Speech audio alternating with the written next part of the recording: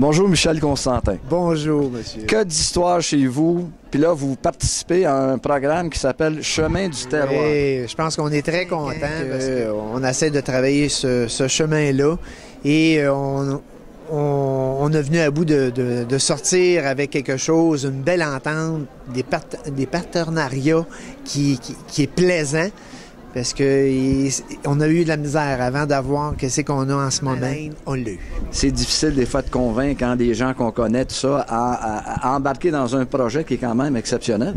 C'est exceptionnel. Puis aussi, à un moment donné, faut que tu regardes aussi ailleurs qu'est-ce qui se faisait aussi. Moi, je regarde beaucoup qu'est-ce qui se passe ailleurs et pourquoi dans la région des Laurentides, on n'avait pas de chemin du terroir. Mais il faut le développer.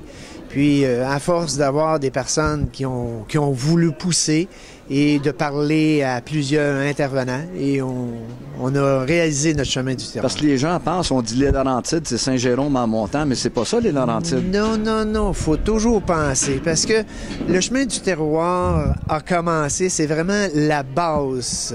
C'est les bases Laurentides qui appellent toujours, là, ou le berceau. Je sais qu'il y a déjà eu le berceau. Et ça a commencé par nous autres qui avons voulu avoir un chemin du terroir.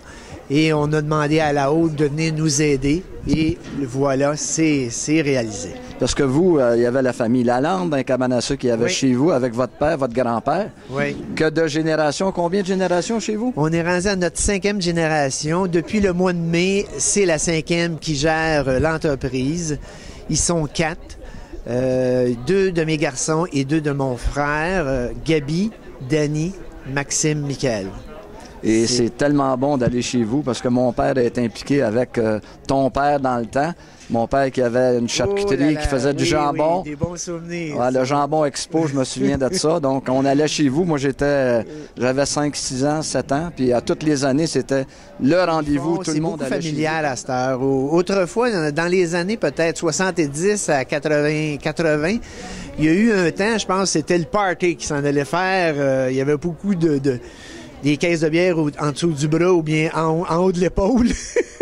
C'est rendu beaucoup plus familial. C'est la famille que les gens viennent, des couples, des familles complètes.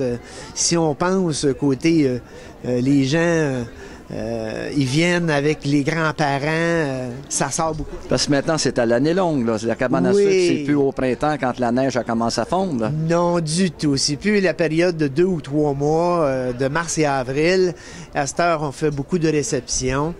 On fait de 7 à 9 réceptions par fin de semaine, samedi, des fois dimanche et des fois les vendredis.